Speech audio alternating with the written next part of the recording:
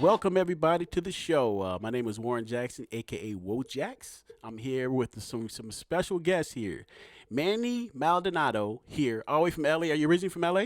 I'm originally from Northern California. Okay, originally from Northern California. North, okay, from the north, yeah. Yeah, he's a Cali guy. Let me tell you something. In about 2 months, man, it's gonna hit.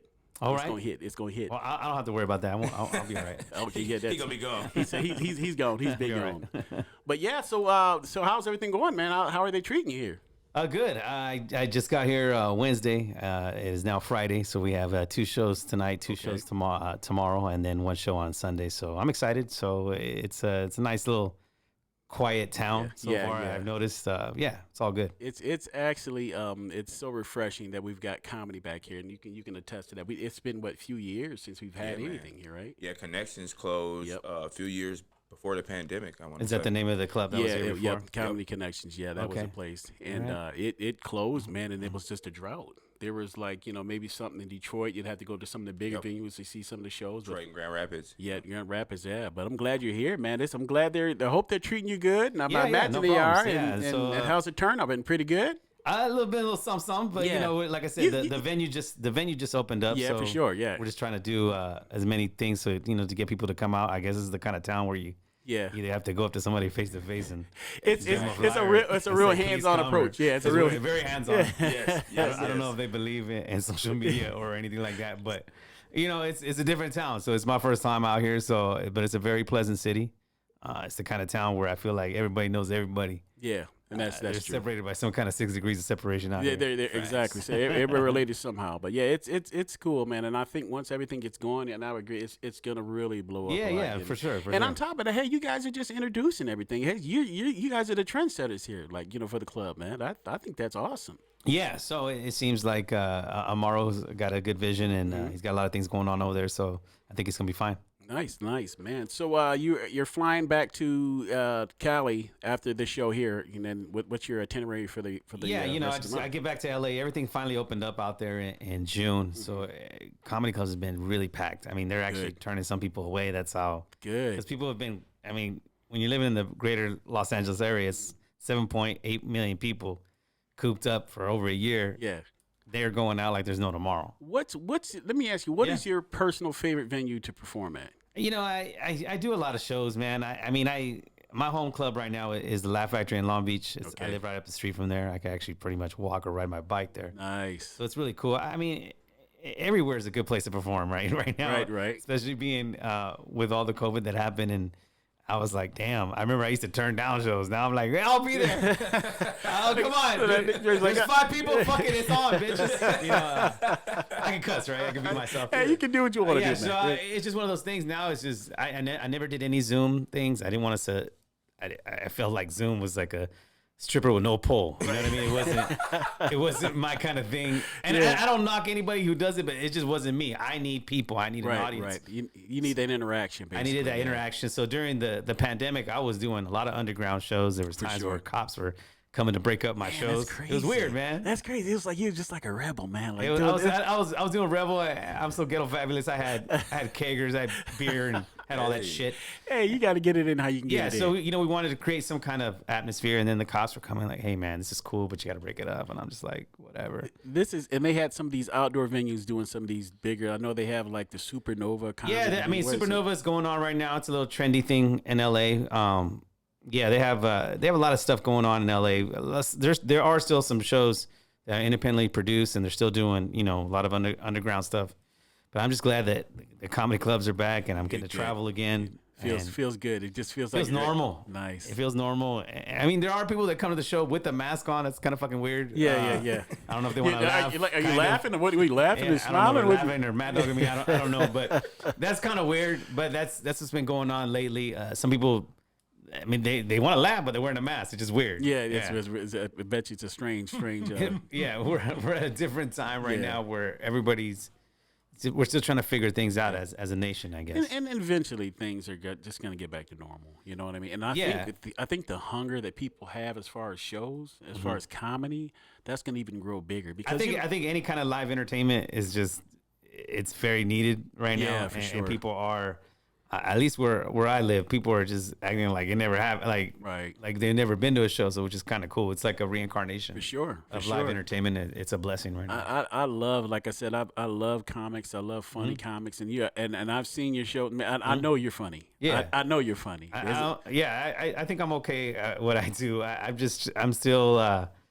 It's funny. I have more fun now than I did when I've been doing it for 20 plus years, and now the last 5 or 6 years have been really thrilling. Really having a good time. Really getting to meet new people, meet new cities, and and now since the COVID it's not gone away, but you know what I mean. Everything is opened up again where it's like every show is just very fun now. It's exciting. Yeah, it's just like riding a bike. You know, once pretty you much, do it, yeah, pretty much, yeah. Now, as far as like making movies, getting in movies, is that something an avenue that you're going to do again? I'm more of a writer. I like to write a lot of stuff. Right now, I actually have a couple of projects that I'm trying to pitch. Hopefully, either later this year or early next year. I'm in that world. I like the writing and creating aspect. I kind of get a thrill of somebody saying my stuff that I wrote. Nice. So that's always been a big thing for me, and people always wanted me to act or do that kind of stuff. I've never even caught the acting bug. I might get it one of these days, but I've just been so focused on the power of creating. Yeah, I always thought that was intriguing for myself. And comics make great writers. They really make great writers. We're always writing. We're always trying to create something. That's as comedians, we're always trying to do that. But as far as the actors, and I've always had respect for actors and all that other stuff. So it's just a different muscle, I guess. Yeah, and actors, you get actors that want to be comics, like, you know what I'm saying. And I think me personally, I think it would be hard to be an actor trying to be a comic versus a comic. It's an being easier actor. Transition, they say, for a comedian to be an actor because we're already kind of acting all the time. Right. But for an actor to come into our world, it's a little bit different. Oh, yeah, it's great. It's a little bit of a different transition. I'm not saying it can't be done because there are some people that are actors that have been turned stand-up comedians, but it's just a different. Yeah, I've seen a few. I've seen a few, and I had this conversation last week. There's some people are like, I don't know if this is for you. Right. You know, good luck, but Yeah. you're great on TV. Yeah, no, I mean it's a different kind of talking to a live audience. It's just so different. What is your routine like before you get on stage? Do you go as far as your preparation, like when you're following somebody? How does that work? As far as prep, I mean, I've been doing this for so long. I as far as routine, sometimes I'll go over a couple of things in my head, some notes that I have in my pocket or whatever. Go through that. I already pretty much know what I want to say, and I kind of just adapt to the crowd a little bit. And then kind of just go from there. But as far as preparation, I've been doing it for so long. It is like riding a bike. Right. It's just talking to people is pretty natural for me. Now, what's the crazy? Because this is what's the craziest thing that's happened to you on stage as far as like with the hecklers? Are you getting like hecklers? Yeah, How do you deal with that? what's weird in my career? I've never really. I mean, there's a big difference between people talking and wanting attention. Those aren't hecklers. Those people that just want attention. Right. And believe it or not, the majority of the people that want attention are women. Yeah, right. That usually act up at comedy shows. It's usually women. I could count on one hand how many times a gentleman's acted up, a guy's acted up at a show. Because usually comedy shows, it's a guy bringing a girl. Right. Maybe a couple of dudes feel like hanging out before, but it's rare when a bunch of dudes like, hey dog, let's all get together. Yeah, right. A pack of dudes. Right. It's rare. A bunch of hard legs in a room watching comedy together. Like, no, It's usually a girl thing. Girls usually group up for because girls come in packs. They either they have like a bachelorette party or girls gonna get married or whatever. But they usually come in groups. Girls are more in tune to get the comedy thing going as far as bringing their boyfriends or somebody they met or whatever. But as far as dudes, usually guys come in with a pretty good attitude. Usually, you'd be surprised. I think there's been like total of 3 people kicked out in my career, and they're all been women. Really? Yeah. They're drunk. Hey, can you pick me up? All drunk and all sensitive. Yeah, for sure. All up in the bringing all that damn drama to the show. It's usually it has been women. Just only 3 people that have been kicked out have been women. Now, what is that life like, man? Like with the travel and how do you balance that? It's a good balance. I mean, I'm blessed. I only get to go out of town like maybe once or twice a month, Usually the rest of the time I'm working in town doing shows, Nice. or trying to be on the creative side. But other than that, I mean, there's a balance. You know, at first when I used to do the road and I used to do a couple of tours here and there, I didn't know how to separate Yeah, for sure. the comedian from Right. Manny. It was just I had to always be on. Right. It was too much. But as I gotten older, and I have a son who's 16 now, so. Okay.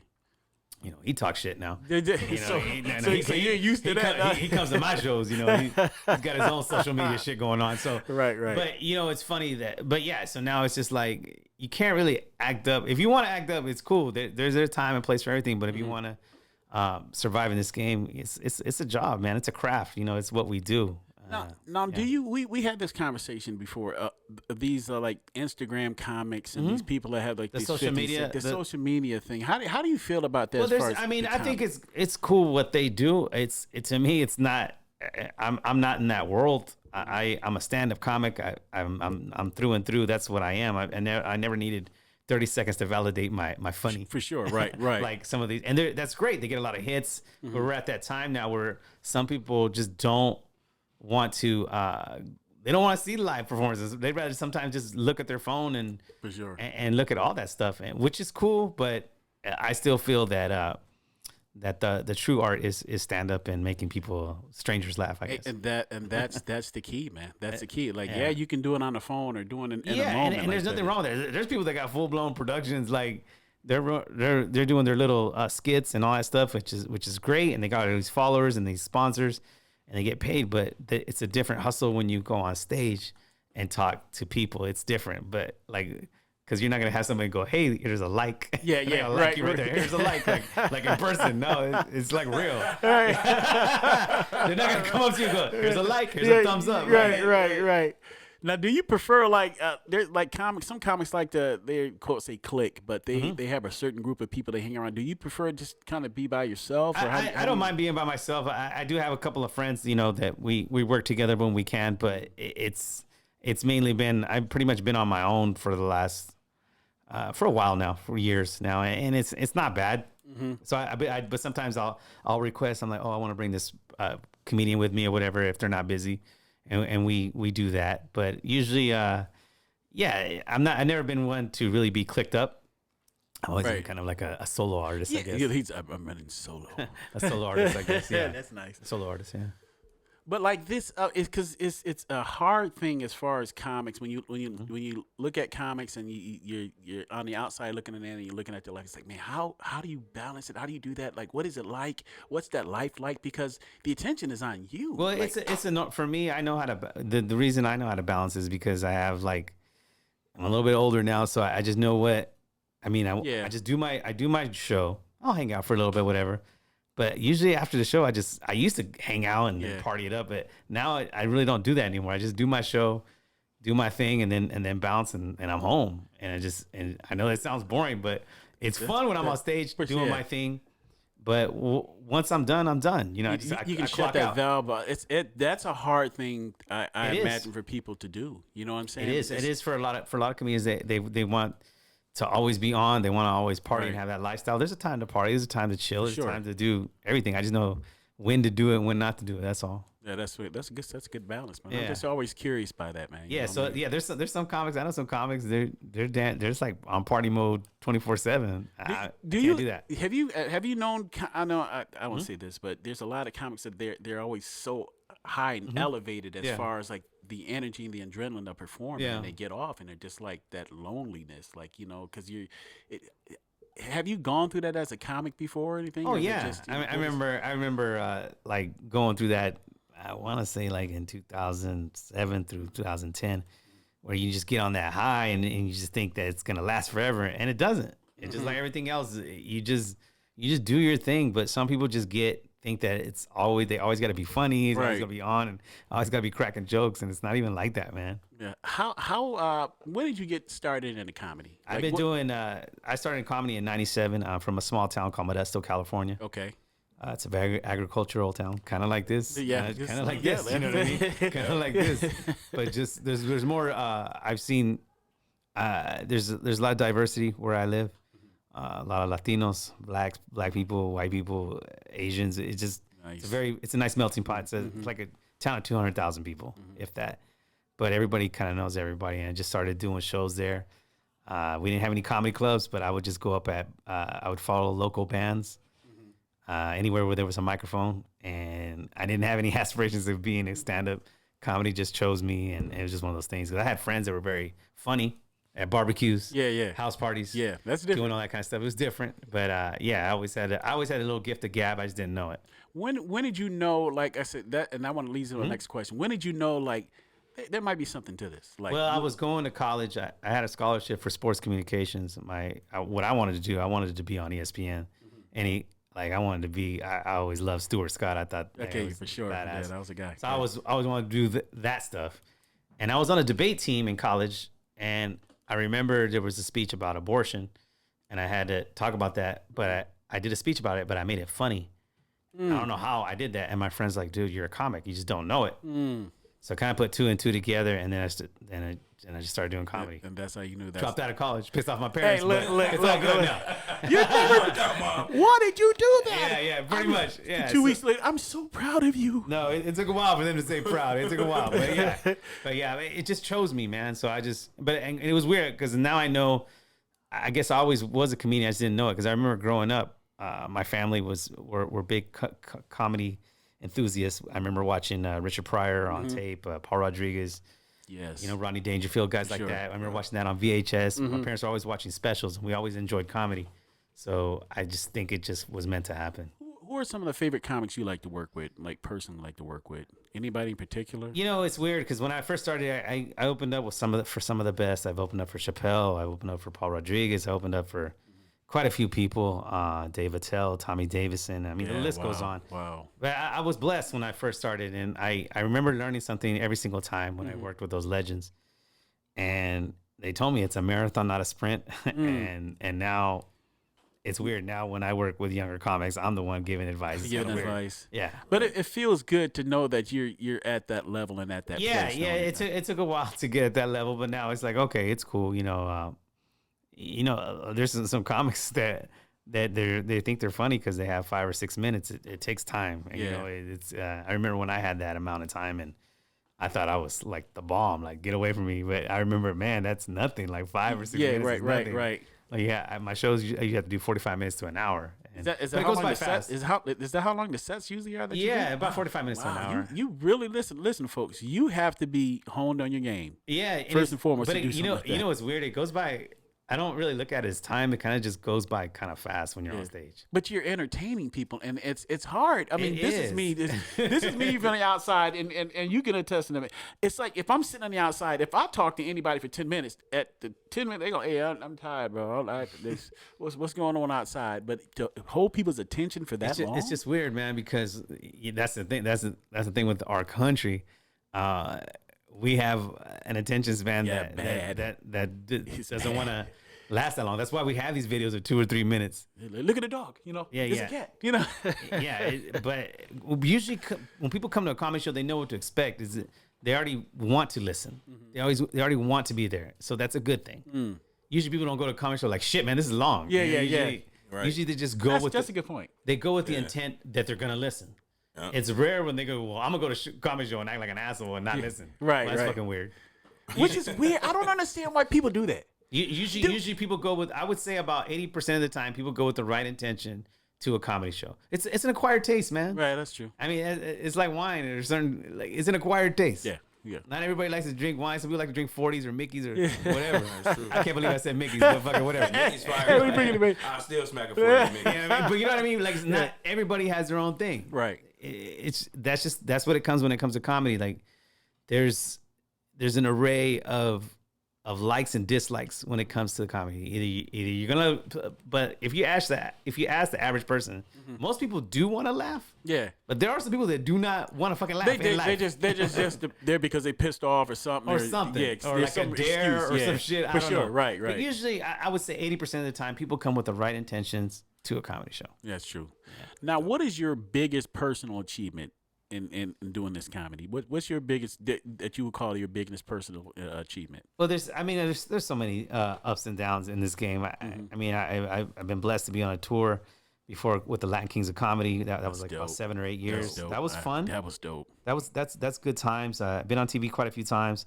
I've done Montreal Comedy Festival in 2018. Nice. So I've done things, but it's like I said, you just take what they give you and you just keep on plugging away. Yeah. Because a real artist is never really satisfied. You just that hunger is always there. The hunger is always there. I mean, you got.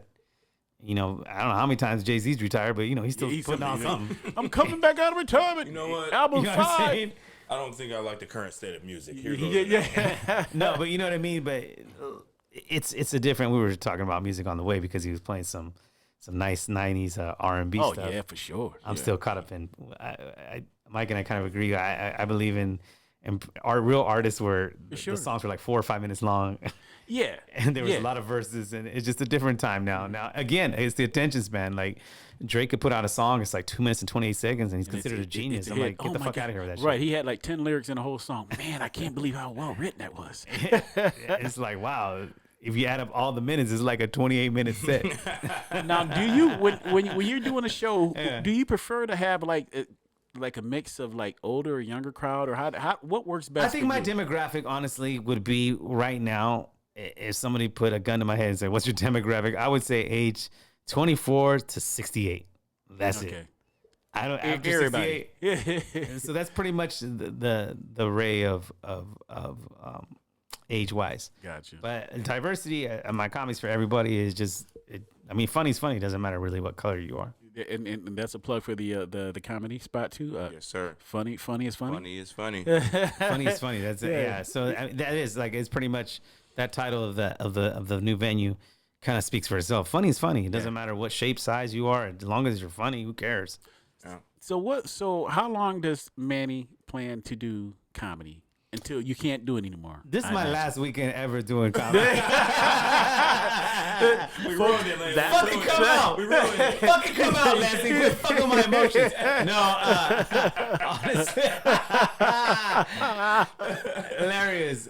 Amaro's really fucking with my feelings because he opened up a great club, and he has no alcohol. He like really trying to push, like he's making people drink in the parking lot before they come to the venue. Shit, man. They're messing with us, man. It's crazy. That's all right. Crazy. I mean, it's a lot of politics involved, and I understand. Sure, and I'm just the kind of thing. This is the first time I do a club where it's like dry, but it is what it is. Right. But look, honestly, I'm always gonna be a comedian. I mean, there's one of my favorite comedians of all time, Damon Wayans. He's still doing stand-up. Yeah, for sure. And he's in his 60s. Genius. He always talking. Always a badass. Just recently he started. I didn't even know he was doing stand-up. Oh, he's always been doing stand-up. Oh, has he? Okay. Always. I mean, he was doing the TV show for a long time, but everybody has their favorites. You know, some people like Chappelle, some people like rock. I just like comedies. I just like funny motherfuckers. Yeah, that's what I'm saying. I don't care. I don't care what color you are.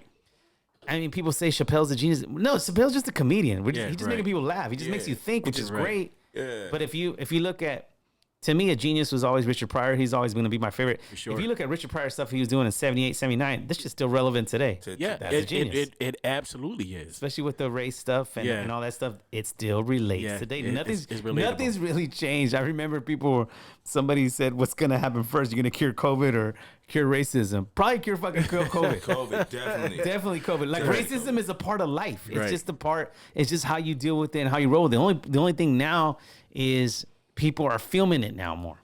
Mm-hmm. Like people getting assaulted by police officers. Minorities have been getting assaulted by police for years. That's been happening, but how long? New to us. We like, man. Thank y'all for catching up.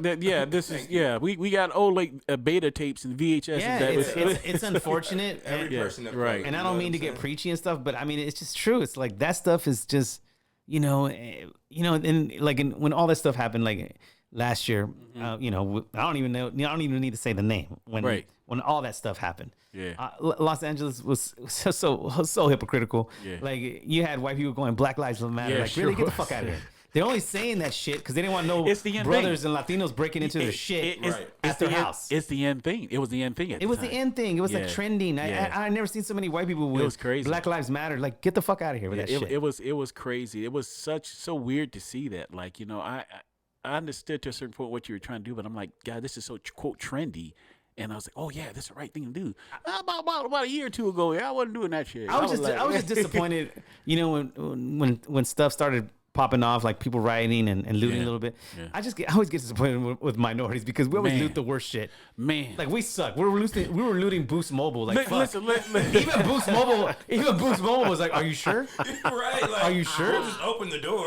They're like, Boost Mobile's like, "Are you sure? Have you seen our fucking product? like loot some good shit." But you know, ignorance is bliss, man. It's just for sure. You got to see a lot of people who they really are when shit really pops off. Exactly. It was out of sight, out of mind kind of thing. Out of sight, out of mind. Yeah. And you know, look, we live in a society now. I grew up in the 80s and 90s where you could say what the fuck you want. For sure. Say how you felt. Now it's different. Everybody's so sensitive. You got the culture cancel culture, whatever. All these fucking nerds on their fucking on the computer. It's just sensitive as hell, man. It's a different time. For sure, man. So I won't hold you guys up. I know you got a show. Thank you for joining us today. We have a comedian, Manny Maldanodo here. Yeah, and you guys could follow me on the gram. That's what the kids say. That's what the kids say, right? Manny to the Max, MANNY, the number 2 THEMAX. You can always hear me on Sirius XM Radio. Just search me, Manny Maldanodo. Yeah, man, it's a blessing. So if you guys are in the Lansing, I heard of the other towns that are around here, St. John's. I guess that's a different kind of white people over there. Oh, wait, St. John's. So I heard about all that already. I already did some research. Jackson, all those little surrounding cities. Come through. We're going to have some kick-ass shows this weekend. And Funniest Funny Comedy Club. Follow them. They're on the gram and all the... Yep. Plug your stuff, Mike. Hey, come on now. Lansing, y'all know. Follow us at Greenwood District Studios. Also, Funniest Funny Comedy Club. You can also, if you're feeling fancy, you can follow me at Mike_Nate on the gram. But listen, guys, we are bringing consistently funny people here, and we want to set the trend. Even though the awareness isn't up yet, we want to bring consistently funny people here so you know whenever you come, there's going to be someone funny. So that's why this week was a little light early on. We started the Wednesday and a Thursday show this week, so the awareness wasn't up there. Manny, unfortunately, had to be the guinea pig for that. I apologize, but he is a funny dude. For sure. You know what Come I mean? Out funny. I am the real deal, people. Now, for sure. Yes, no, definitely. So don't get it twisted. He is the real deal. Don't get it twisted. We didn't get him from St. John's. He flew from LA. We picked him up from the airport. Debbie's on TV. So we're doing things, but listen, it's a great. Amaru has a great vision. You guys need to back him, support him, and he's got a lot of good people like Mike, and a lot of people just trust me. Trust the process. Yes. You know, it's like, let me just put it to you this way. This show's going to be more successful than the Lions will ever fucking be. Okay? Man. Just know that shit, and that's real talk. Facts. And that's facts right there. And that's facts right there. I can't. Oh, man. That's listen. Good. And I invite people from Detroit to come because there's nothing to watch over there. Quit fucking around. And just Barry Sanders is not gonna walk through that room ever again. Just come to the damn comedy show. If you want to get a win this weekend, come to the comedy shows. And you're on at 7 tonight, and tomorrow there's 2 shows. As a matter of fact, I might do a show and play quarterback for the fucking Lions. I think you can do it. All right, we're gonna run the option. All right, but thank you guys for having me, man, and please follow me and thank you so much. All right, well, folks, we are out of here. Shout out to Muted Madness. Oh, good plug. Appreciate it. Yes, we got Money Mike and Manny Maldanodo. All day, every day. That's what I'm talking. Good plug. So you guys check them out. I will be at the show tonight, and I will probably be at the show tomorrow. So y'all better be there, or I'm coming to your house and knocking on your door. Tell a friend. Tell a friend. All right. Love you. Peace.